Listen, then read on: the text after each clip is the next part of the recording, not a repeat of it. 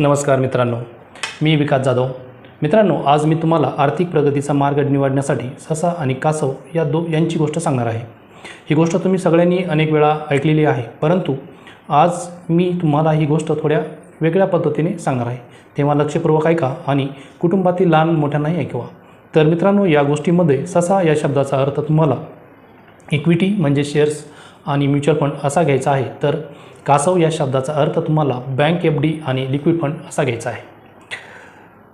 तर मित्रांनो, एकदा ससा आणि कासव यांची शर्यत लागते, म्हणजेच शेअर्स आणि म्युच्युअल फंड, तसेच कासव म्हणजेच बँक एफडी आणि लिक्विड फंड। पहिल्या वेळेस ठरल्याप्रमाणे शर्यत सुरू होते।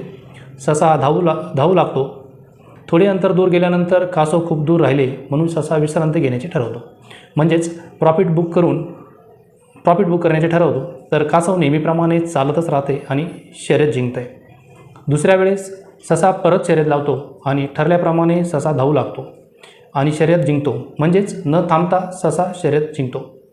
तिसऱ्या वेळेस कासव परत सशासोबत शर्यत लावतो, परंतु शर्यत फक्त जमिनीवर धावण्याची नव्हती, तर जमीन आणि पाण्यातून धावण्याची होती। ससा धावू लागतो, पाण्याजवळ येताच ससा घाबरतो। सशाची चूक लक्षात येताच तो कासवाच्या पाठीवर बसतो आणि दोघेही पाण्यातून जाऊन दोघेही शर्यत जिंकतात। तर मग मित्रांनो, या गोष्टीवरून तुम्ही काय बोध घ्याल?